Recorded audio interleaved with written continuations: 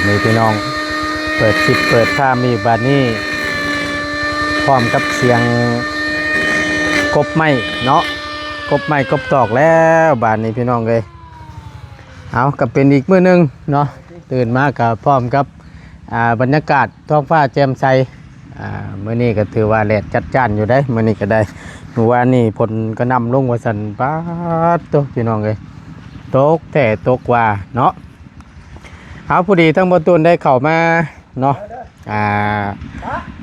อีกมื้อนึงแหละกำลังกบเสาไม้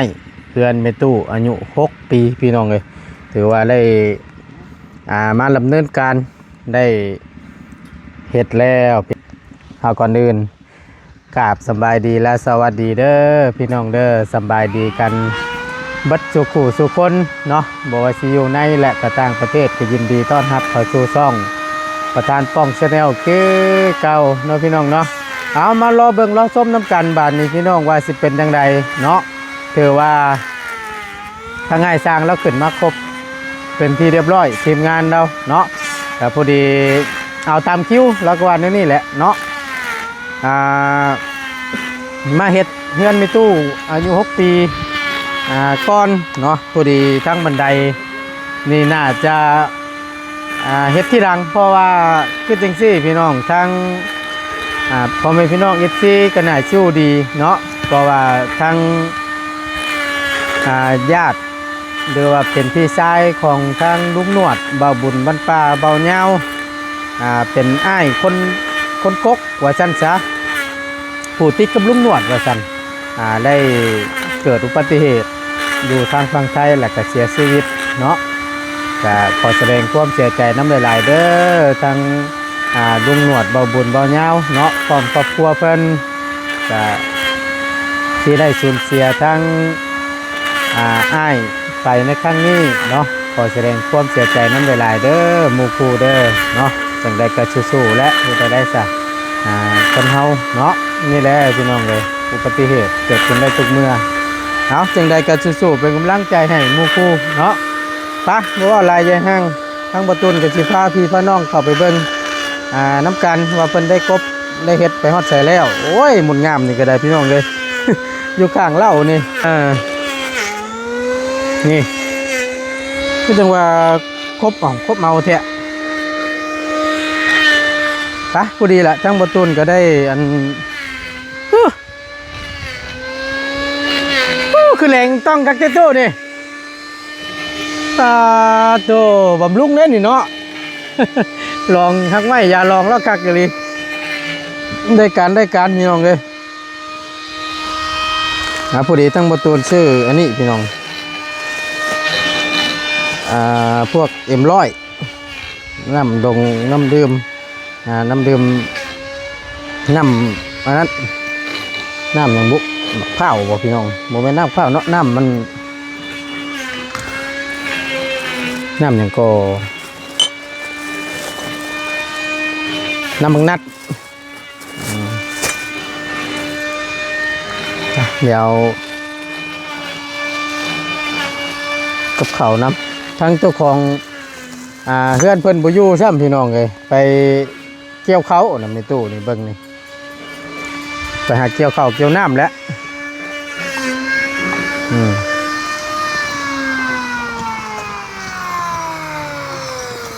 ว่าได้ยินแต่เสียงกบหลังแอดเนี่ยอยู่ทางใดเด้อวะโดยสบายดีได้เด้อสบายดีให้ ห้องไผ่อันตั้งของหมอกอยู่ในนั่นน่ะของประตูบ่ยาดีได้บ่หลายคนมาเขามือเนี่ยกินเปิดมาลิ้นน้ำประตูมาเล่นน้ำโอ้ยเนาะของอาจารย์เพิ่นให้ฮะของอาจารย์เอาให้วันนี้เจ้าเจ็บหลังเจ็บแอวเลยก็บองใช่นั่นใครจะกินก็กินแก้ปวดหลังปวดแอวว่าซั่นซะเพิ่นเว้ายาเพิ่นโดยงานเอาเด้อใช่บุญมีปวดดังปวดแอวนั่นเอารถยกไม้ยกตอกนี่บ่แม่นอันนี้เขาเว้าในนั้นเ เอาเลยได้จะจอก เอาเลยได้ บ่ เก้าคน เออ เศร้าจอกเล่นจอก เอาพ่อเป็นยาเนาะ เอาพ่อเป็นยาว่าชั้นซะกินลายนี่ก็โยเมาแล้วเนาะ จะลองเมาไว้เด้อ เข้มข้นจับป๊าดตัวคักก็ดีพี่น้องเลยเอาเนาะฮะเมนเอาแล้วบ่หายยันว่าอย่าไปกินได้เด้อ แล้วพยานมันคนเป็นแบบนี้ว่าบ่ได้เด้อ เช่าบ่ตุ มันว่าในนั้นทางบานี่ยันมันเฮ็ดเวียกแบบนี้มันเช่นเทรถนี่ บ่ขอแนะนำซะเนาะบ่กินแล้วดีที่สุดแหละทั้งง่ายกินข้าวเรียบร้อยแล้วบ่ กินแล้ว ไปกินบ่ใช่เฮารถนั่นนี่นะอันนี้เด้อเฮาชื่อทางเอ็มร้อยมาก้อนเอาอันทางประตูเฮารถลืมชื่อมาซ้ำนึกว่าเจ้าบ่อยู่มีแต่ว่าปิ้งไก่เด้อตู้เด้อไว้กินเด้อโดย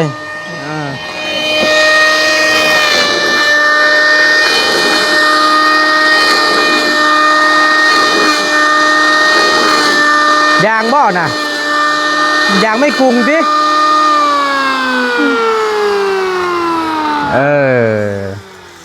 เอาไอ้อมก่อนเพิ่มก่อนเพื่อจะได้ไว้ โอ้ยสาธุ โอ้ยเนาะเอาไอ้นะ โอ้ยอย่าเอาควายไปชับดินได้โอ้ยมันเข้าได้ โดย โอ้มาซอยอีกแล้วบัด กำขยันนะไปแล้วจังเงินช่อยละเบ้าเด้อ ซอยอีกแล้วซอยอีกแล้ว พี่เดี๋ยวจังเงินช่อยมั่งหัวไปเลยเด้อกำขยันเด้อมาช่อยกันมั่งหัวคอกงัวนี่ใจเย็นๆใจเย็นๆทั้งมีตู้เพิ่นออกหน้าบ่ตุโอ้ไปเกี่ยวเข้าบ่ ยังทันแล้ว ยังหลายแท้บ่ ลายแล้ว ยังกะประมาณจักมื้อ ลายแล้วมันเจ็บตัดมือ ประมาณ 7-8 มื้อน่าสิแล้วเนาะถ้าว่าผ้าฝนบ่ตกเนาะ คือมันจะแบบนี้ คงสิบ่ตกแล้ววะหากแต่ว่าฮ้อนนั่นได้มื้อนี้น่ะฮ้อนแต่เช้าดีมื้อนี้ มันแบบนี้ แต่ว่ามันเบิดแล้วก็สาธุเนาะ วันที่7วันที่8มื้อนี้ อืม วันที่9พุ่นเขาว่าจังหวะ หากเห็นตามที่ข่าวนะว่าวันที่7 8 9 3มื้อนะตุ 8แล้วมื้อนี้ มื้อนี้8มื้อ9ถ้าว่าบ่ตกมื้อนี้ก็แม่นรอดไปฟังเบิ่งบื้นเขาบ่ตกก็คือถือว่าเบิดแล้วคำมันสิบ่มาใหม่ จะทุกแล้วครับ โดยอยู่ทั้งอันฝั่งใต้กับตกคือกันอยู่แถวภาคอีสานนี่แถวอันนี้นี่พอดีมีทั้งแม่เราโทรมาบ่ตูนเอ้ยฝนตกว่าซั่นอยู่ทั้ง ทั้งนั้นตกอยู่แล้ว นะ ทั้งเฮามันนิดไปขนาดนี้ ยันเข้าพุ่นแล้วเนาะยันเข้าพุ่นแล้ว ทั้งเฮานี่คือแต่ลงใต้ ไปเยี่ยงทั้งอันแถวปากเซ่พุ่นนั่นน่ะเนาะลงทั้งพุ่น ใครจะปลาฉักแถวนั้นมุกอาหารแถวนั้นน่ะเทิกหมด โดยมีตู้พุ่นออกแต่เช้าพุ่นนั่นนี่เนาะ เช้า ตอนนายช่างมาเพิ่นบ่เห็นน้ำบ่จักบ่ ไปแล้ว แต่เช้าเนาะ มันว่าไปแต่เช้า เออ ไว้เขานี่ ฮะ มันว่าให้แล่ไว้เขานี่ มันว่าวหัน อ๋อแล้วสิไปเร่งเกี่ยวเข้าให้มันแล้วไวๆบ่ติแล้วให้มันแล้วมันตัวแหละก็สบายเนาะ อันเฮาถามในตู้อันอยู่หน้าเจ้านั่นไผจะเกี่ยวข้าวเกี่ยวน้ำแต่ละเทื่อนั่นมีเมียมีตู้นี่พอตู้นี่บ่ มีอันนี้แหละก็ลูก ลูก ตัวเก่าหันลูกไผ่ อืม มีลูกไผ่นี่ก็ยังไม่ทันแล้วอันเข้าให้ ยังทันครบ ยังบ่ทันแล้วอยู่ โอ้ย หอกเขาให้ก็ได้เนาะ มันเนี่ยนั่นนี่ลูกชายเขาเนี่ยตัวไปทีเข้าเช้านี้ครับ รังบ่ แล้วลังเด็กชายมันเฮ็ดให้ วานในหันปันได้16ชอบแต่ยังไม่ทันครบเข้าในหาย ร้ายเติบเนาะ จนมันกุ้มกิ้ม ร้ายเติบ ดีแล้วเนาะคักจังนั่นเรา เท้าออกไปเกี่ยวเขาว่าซั่นพี่น้องเอ้ยเร่งให้มันแล้วแล่นน้ำผ้าน้ำพลนี่แหละสิว่าแล้วก็เนาะ งัวควายเขาปล่อยมาแล้วเดี๋ยวนี้ ปันเฮายังบ่แล้วเพิ่นบ่แฮงสิเที่ยวไรแต่งัวเพิ่นเนาะ ปล่อยเด็กน้อยเขาก็เลี้ยง แม่นแหละทางเงินเฮาก็ยังเงินอยู่เบิ่งก่อนพี่น้องเอ้ยฮึบโหไล่อันตัวลุ่มนี่ก็แล้วแล้วบ่นี่น่ะกูยังนั่น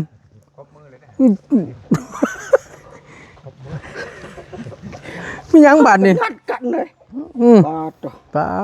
ดตายคักบาดนี่ จนแดงไปละเติบ นี่มือกันละบาดนี่ งัดแหงเลยโอ้ย โอ้ยเนาะ คนเฮานี่เนาะ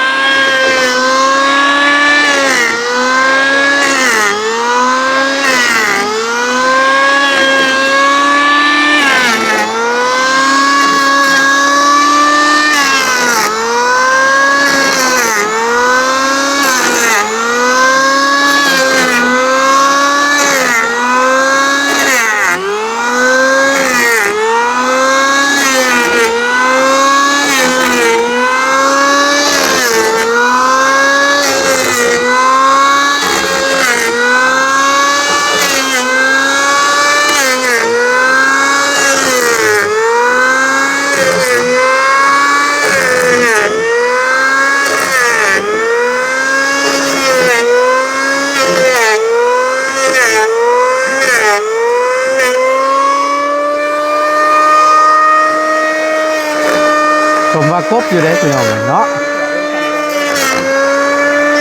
แล้วเราอะไรก็เกี้ยงมัน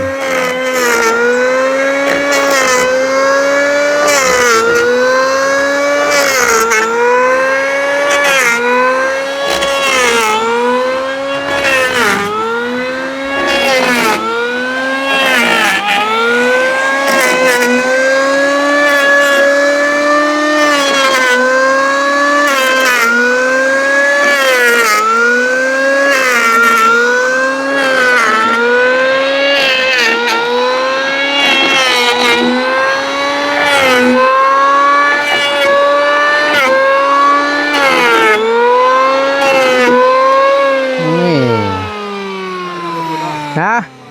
พอแล้วรูปเสียนบทตามมือก็โอเคแล้วนะเบิ่งเด้อค่อยๆแล้วเช้าชุดท้ายใช่ไหมจักนี่บ่ แม่นละ โอ้กบแต่เช้าพุ่นพี่น้องเลยอึ๊บ อะไรแต่เช้าทั้งวันได้ ฮะช่วยเติมแล้วบ่ แต่เช้าหันตอนนั้น อ๋อแต่เช้านั้น อันนั้น ชุดนั้น โมง10 โมง โอ้ถือว่าไว้อยู่ได้สันเนาะเดี๋ยวหนึงพี่น้อง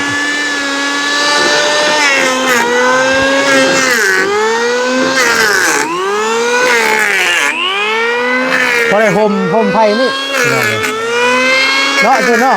พอได้ห่มไผ่เนาะคักแล้ว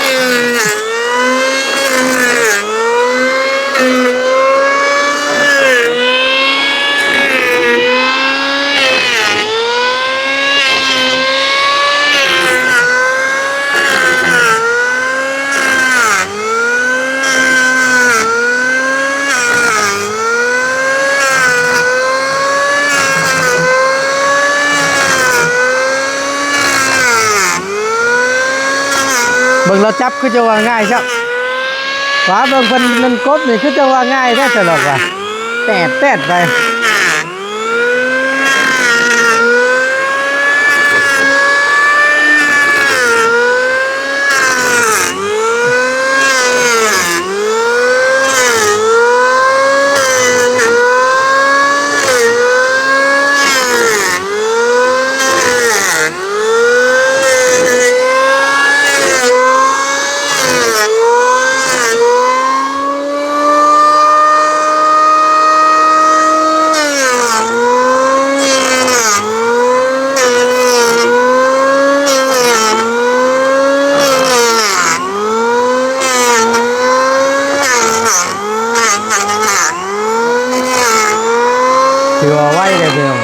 ทีมงานได้เราเฮ็ด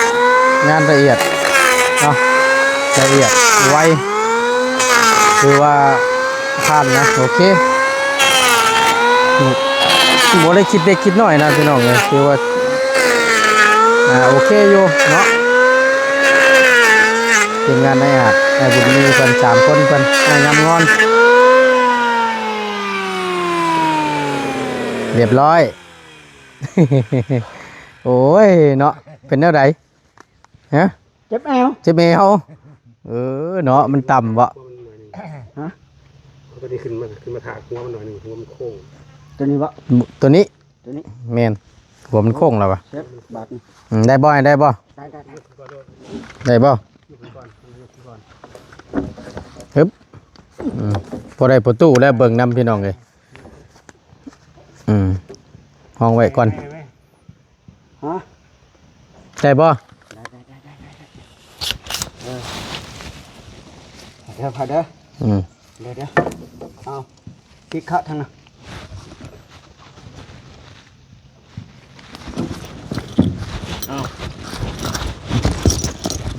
นี่ฮะเลย โอ้ตัวไหนโค้ง ที่วัดหนึ่งหัวมันโค้ง ตัว พี่ นี้ พี่ขึ้นสิบ่ อยู่นั่นนี่ แบบนี้เลยวะแบบนี้ เอาทางนี้ลงไปทางนี้ลง เอาหน้านี่ขึ้นบ่ โดย เอาพลิกอีกล้านหนึงจ้ะ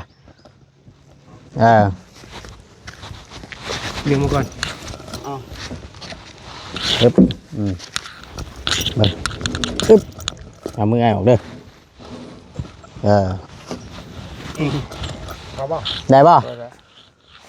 ตัวตัวนี้บ่ ลงงอเพิ่มนะ งอแล้วปรับลง งอแล้วปั๊บ เลี้ยงเดิมมันก่อน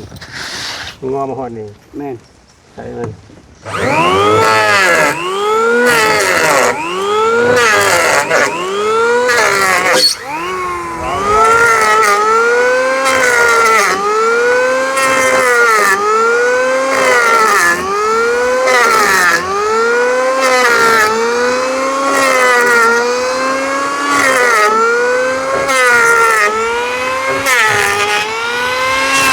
คือว่าปรับ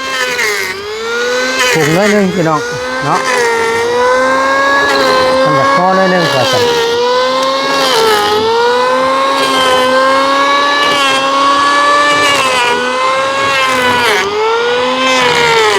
เจ้าของเพิ่นมาบ่แรงเพิ่นสิตื่นอยู่ดอกเนาะสร้างมาลงมือแล้วหัวแล้ว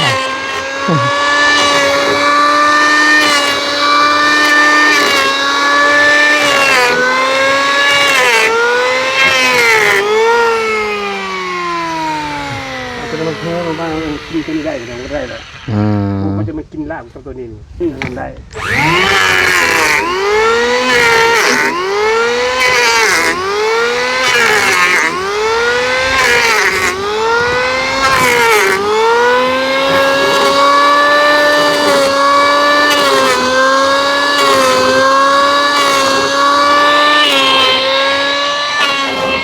ตัวนี้เป็นเสาไม่เชือกพี่น้อง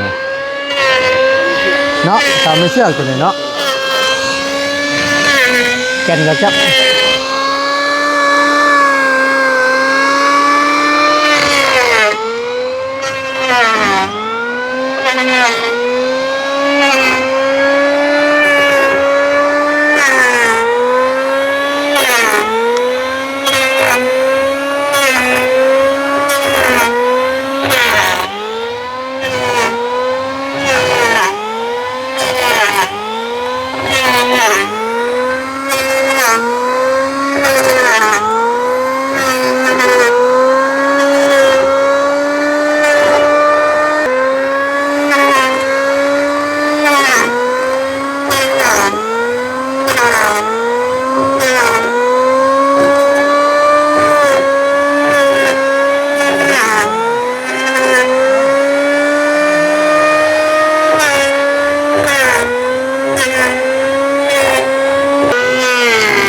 เปลี่ยนกันบัน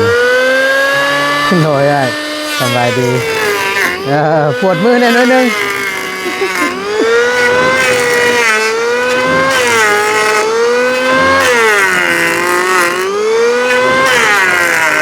พอดีทั้งง่ายแล้วทั้งตามกะ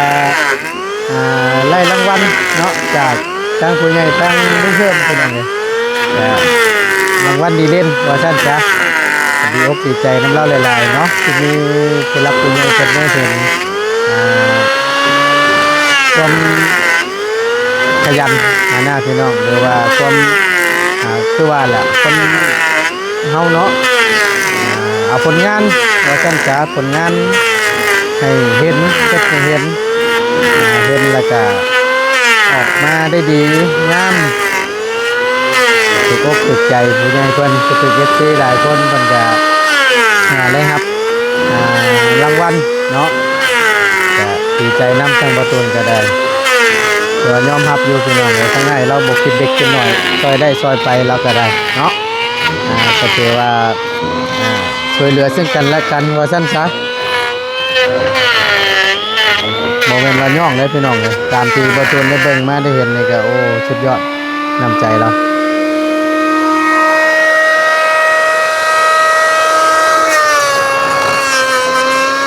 เดี๋ยวประตูนสีย่างไปเบิ่งมันไม่เสร็จทั้งนั้นก่อน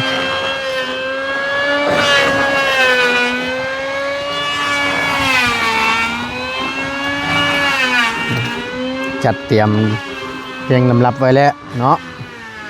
ตอนนี้สิเป็น7 เม็ดตอนนี้ตามเบิ่งเพราะว่าทั้งอ้ายแล้วให้บ่ตูนสั่งมาอันนี้พื้นไฟเนาะต่อมาแต่เฮือนหลังนั่นแหละบ่ตูนเคลียร์ให้เรียบร้อยแล้วจ่ายเงินจ่ายคำให้แล้วเนาะ200,000ล็อตแรกพี่น้องไงพูดแล้วเท่าจบงานเดี๋ยวว่าแล้วทั่วบุรีเนาะปิดจ็อบแหละจะจังค่อยมอบเงินให้เราอีกเทื่อนึงพี่น้อง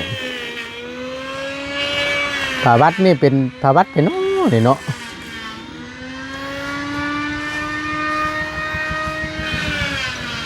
อันนี้สิเป็นช่วงเช้าเลยพี่น้องเลยกบเช้าเลยมันเรียบร้อยแล้วนะกบตัวนี้นี่โบเน่นี่บื้นบตูนเชื่อได้เลยว่าหน้าสีแล้วบ่แล้วก็น้อยนึงแล้วปะบืนนี่พอไวเลยคนเราเป็นอยู่กับที่แล้วก็ตื่นมาแล้วก็จวดเลยนายพี่น้องเนาะ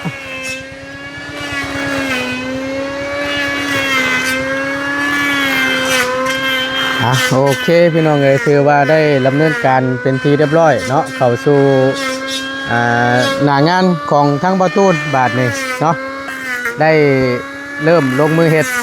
กบไม้เป็นที่เรียบร้อยแล้วบ้านในตู้อายุ6 ปีซึ่งFC เนาะผู้เพิ่นก็ท่าเบิ่งท่าชมอยู่ว่าสิเป็นจังใดแน่เนาะสิเมื่อใดจังสิได้ยกได้ย่อสิได้ลงมือเฮ็ดว่าซั่นเนาะก็ถือว่าได้มาเฮ็ดเป็นที่เรียบร้อยแล้วพี่น้องเอ้ยมีแต่ว่าท่าเบิ่งเนาะท่าเบิ่งน้ำกันไปเรื่อยๆพี่น้องเอ้ยจนกว่าจะแล้วทั่วบุรีพุ่นแหละเนาะแต่บ่ตูนแต่กะย้ำอีกพี่น้องเอ้ยกะถ้าหากว่าผู้ใหญ่ท่านใดเนาะที่เพิ่นอยากสดซอย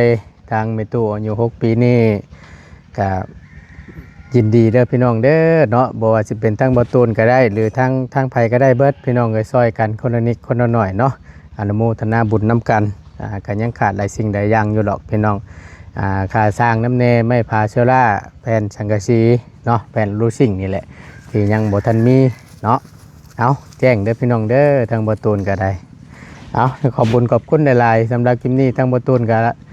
จะได้ขอจบคลิปปิดคลิปลงไว้เพียงสำนี้ก่อนอยู่ดีมีแฮงพี่น้องพบเจอกันคลิปหน้าเด้อพี่น้องเด้อสำหรับคลิปนี้ขอกล่าวคำว่าสบายดีเด้อพี่น้องเด้อไป